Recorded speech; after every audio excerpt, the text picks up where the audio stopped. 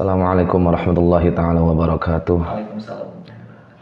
Bismillah, alhamdulillah, wassalatu wassalamu ala rasulillah Sayyidina Muhammad ibn Abdullah wa ala alihi wa sahbihi wa man wala wala hawla wala quwwata illa billah ma ba'du.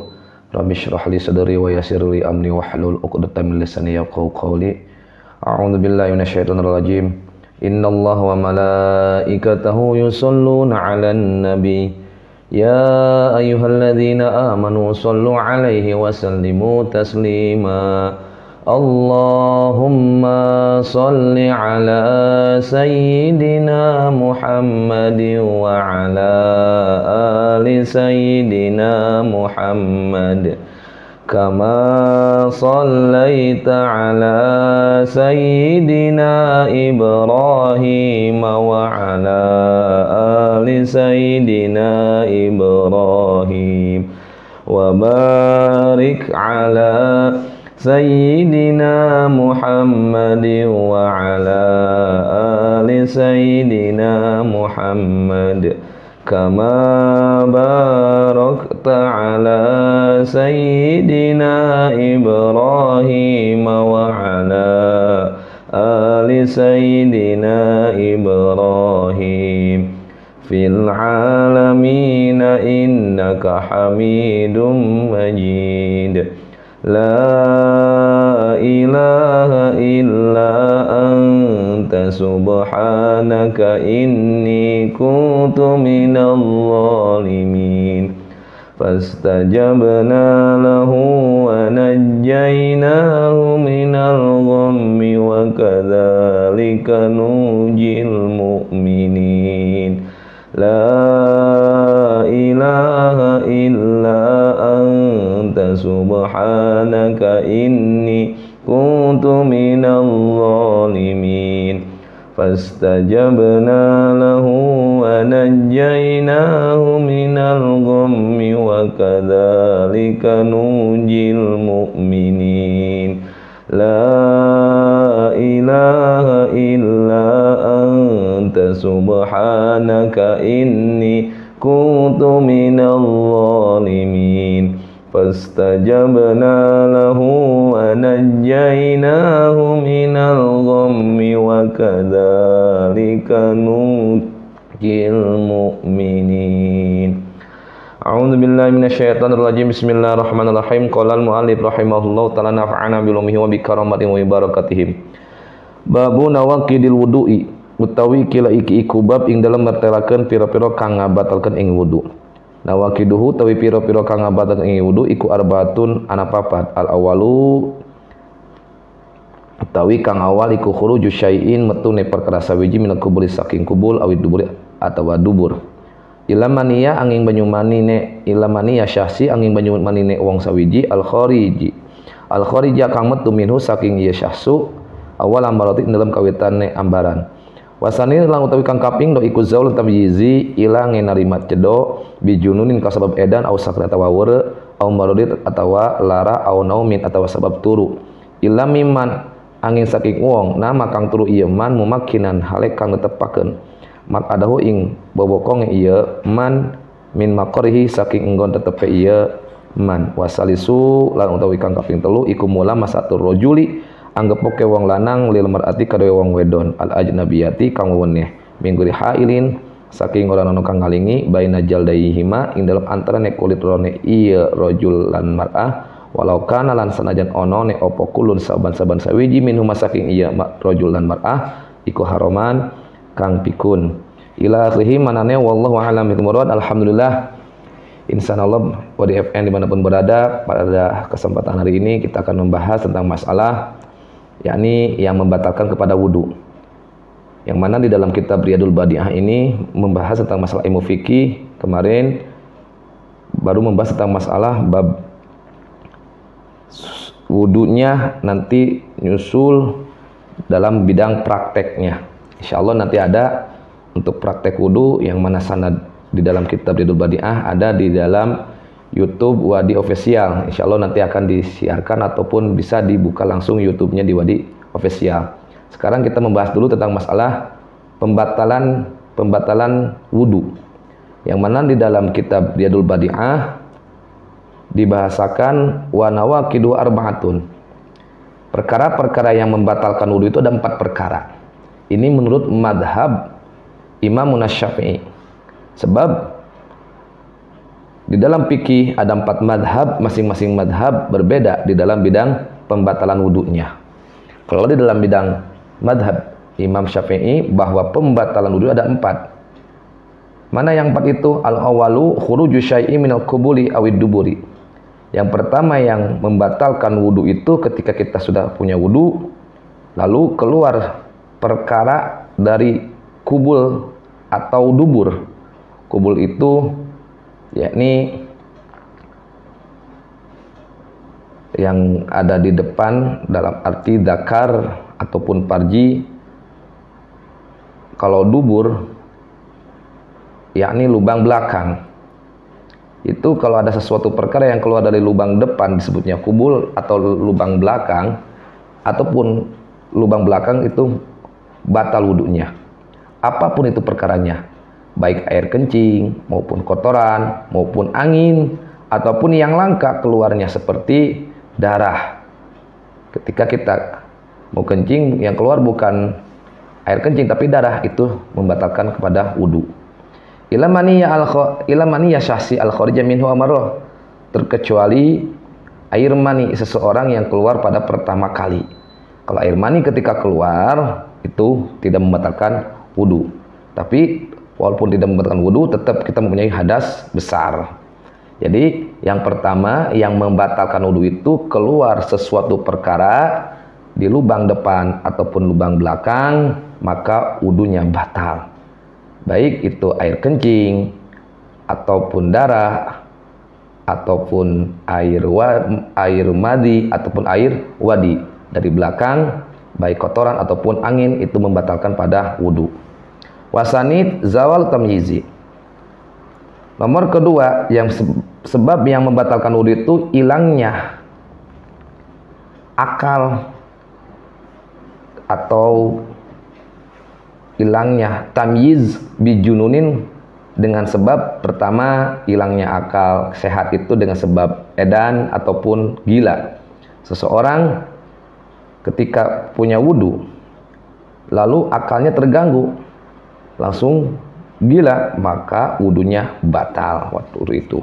Ausakarin, atau dengan sebab hilangnya akal itu dengan sebab mabok, baik mabok dengan minuman alkohol ataupun mabuk dengan obat, maka ketika punya wudu dengan sebab mabuk maka batal itu wudunya. Amarodin, atau dengan sebab penyakit, seperti seseorang udah punya wudu lalu kena penyakit yang mengakibatkan hilang akalnya, hilang kesadarannya, misal seperti pingsan, ayan, itu langsung batal wudunya. Atau ketika seseorang udah punya wudu mau sholat, datang penyakit kesurupan, dengan kesurupan itu hilang akal, maka wudunya batal waktu itu juga. Au naumin. Sebab yang keempat, hilang akal ataupun hilang kesadaran dengan sebab tidur. Contoh, seseorang lagi mau sholat Jumat, langsung wudu, langsung masuk ke dalam masjid. Dalam masjid menunggu khotib lagi khutbah, seseorang itu ketiduran, maka tidurnya sambil dengan terlentang, maka batal wudunya. Ilamiman nama mungkin makadau min makorihi, terkecuali seseorang yang tidurnya duduk, yang duduknya itu bisa menetapkan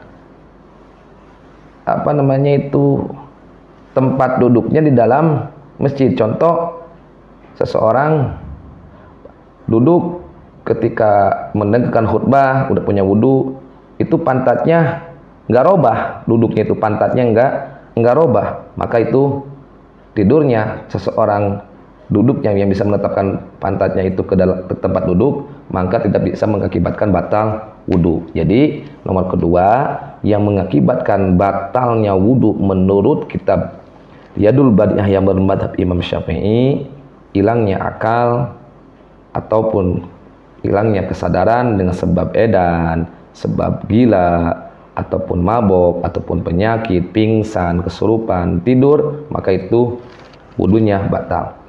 Wasalisu mula masatur rajul lil mar'ati al ajnabiyati min ghairi hailin baina jaldihima.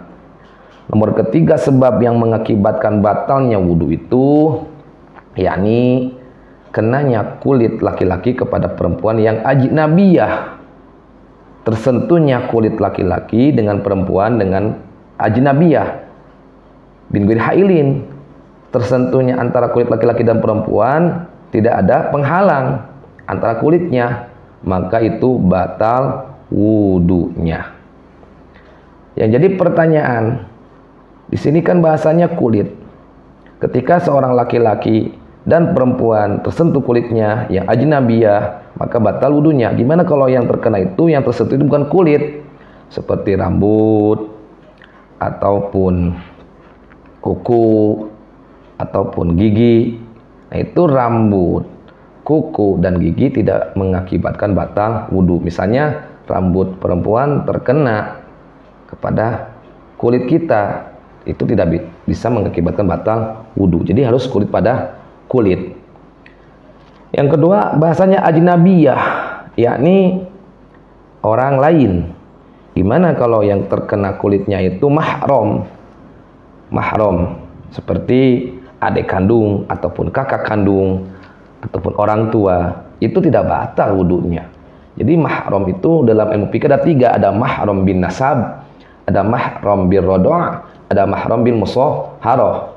Mahram bin nasab, mahram dengan sebab turunan, seperti orang tua, kakek, nenek, adik bapak, kakak bapak, adik kandung adik kita, kakak kita, itu mahram bin nasab. Ketika tersentuh kulit yang mahram bin nasab itu tidak mengakibatkan batal wudu.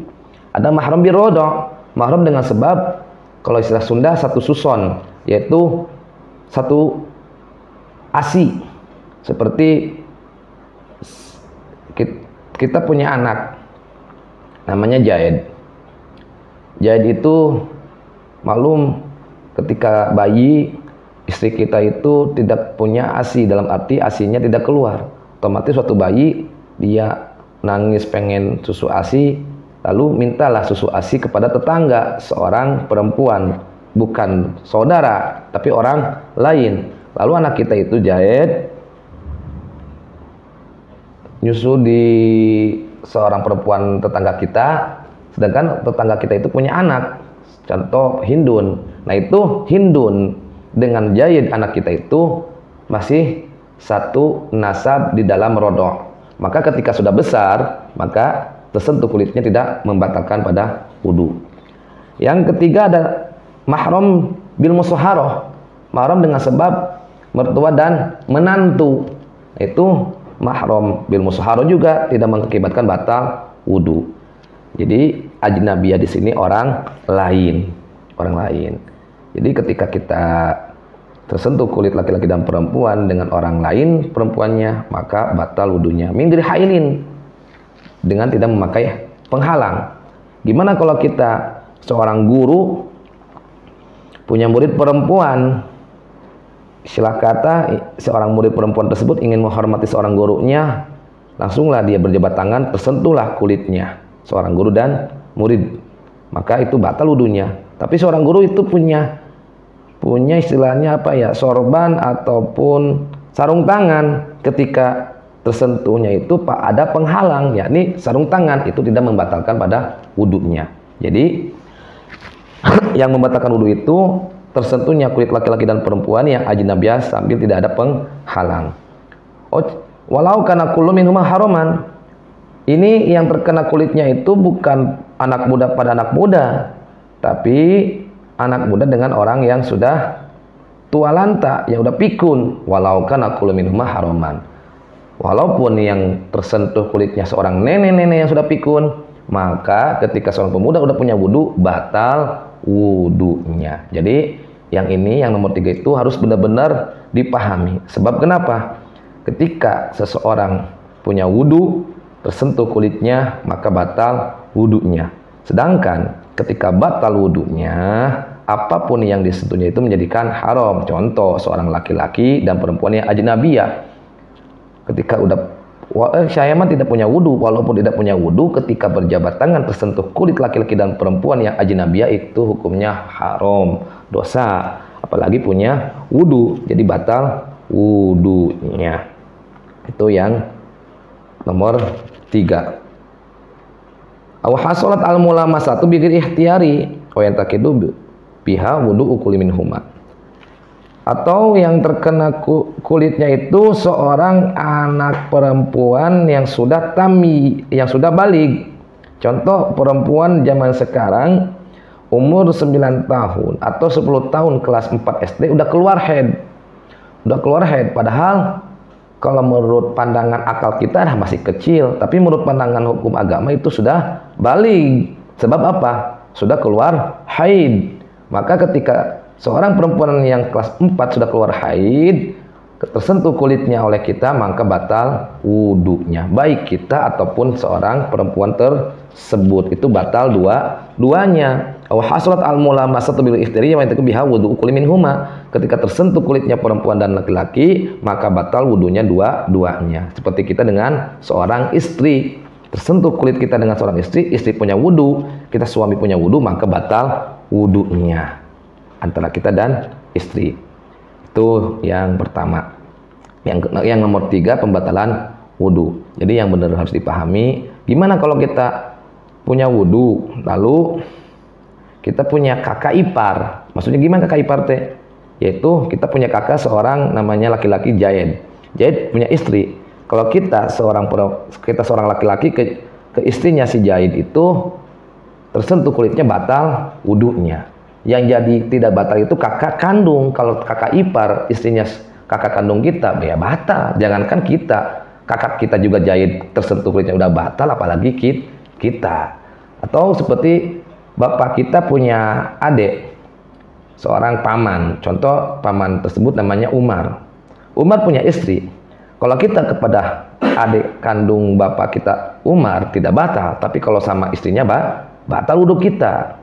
Sebab itu aja Nabiyah, jangankan kita sebagai keponakannya, paman kita pun tersentuh kulit dengan istrinya, udah batal. Maksud dari ammah, bibi dari bapak itu, yakni adik kandung bapak, itu mahram bin nasab. Kalau istri paman kita mah itu bukan mahram, tapi udah ajnabiyah. Jadi yang harus diperhatikan, nanti insya Allah ada sesi khusus pembahasan tentang masalah bab mahram supaya paham tentang masalah pembatalan wudu. Itu yang nomor 3, terkenanya kulit laki-laki dan perempuan yang ajnabiyah, tidak ada penghalang, maka batal wudunya.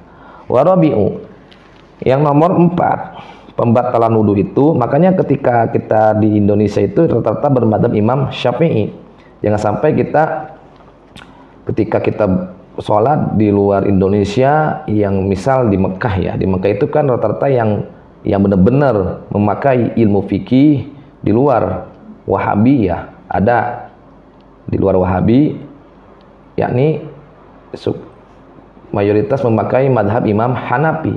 Menurut madhab Imam Hanafi itu terkenanya kulit laki-laki dan perempuan itu tidak membatalkan wudu. Terus kita lihat ada seorang laki-laki dan perempuan, suami istri, masuk Masjidil Haram, dia berjabat tangan, berpegangan tangan, langsung sholat. Wah, kata kita itu udah batal. Lalu kita ikut-ikutan sama istri kita berpegang tangan masuk ke Masjidil Haram, sedangkan kita punya wudu. Kalau kita tetap batal.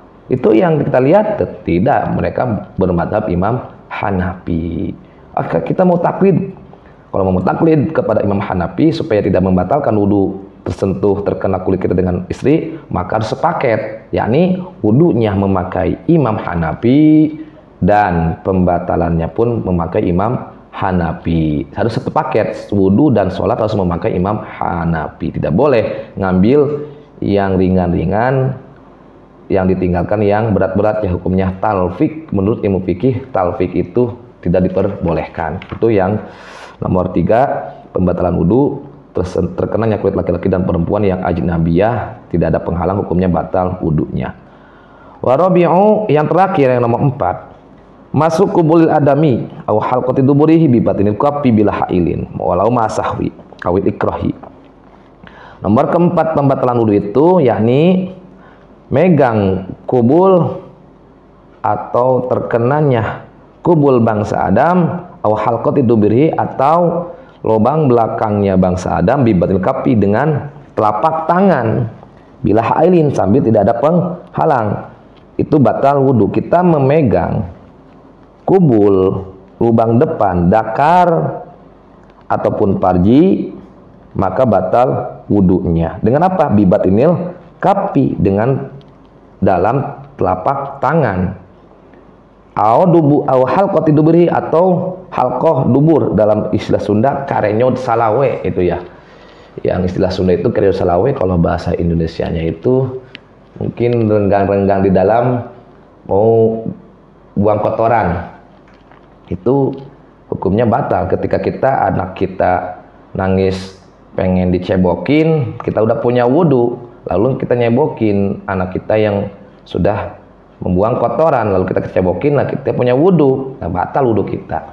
Sebab apa? Udah megang halqoh dubur. Itu ya, yang sambil tidak ada penghalang. Itu yang nomor keempat.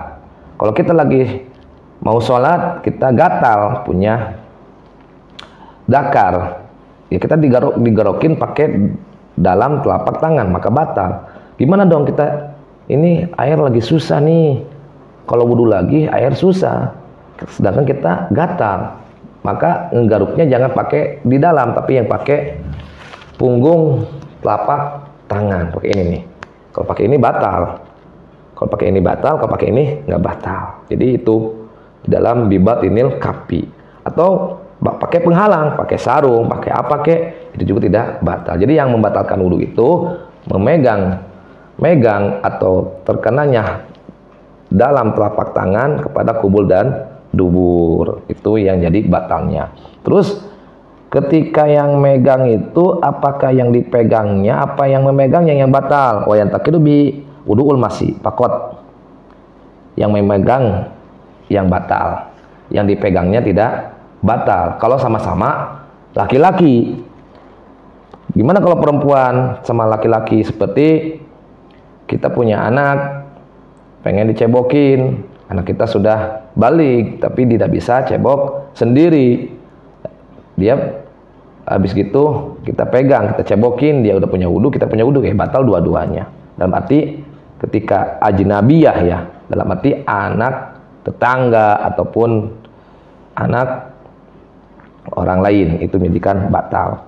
Jadi intinya pembatalan wudu ini yang nomor 4, memegang kubul atau dubur bangsa Adam. Kalau bukan bangsa Adam seperti hayawan tidak batal. Sekali lagi, pembatalan wudu menurut madhab Imam Syafi'i di dalam kitab Riyadul Badi ada 4. Yang pertama, yakni pembatalan wudu itu keluarnya sesuatu perkara di dalam kubul atau dubur. Yang kedua, hilangnya akal. Yang ketiga, tersentuhnya kulit laki-laki dan perempuan yang sudah ajnabiyah, yang sudah pada balik. Yang keempat, megang dengan dampal tangan kepada kubul atau dubur bangsa Adam.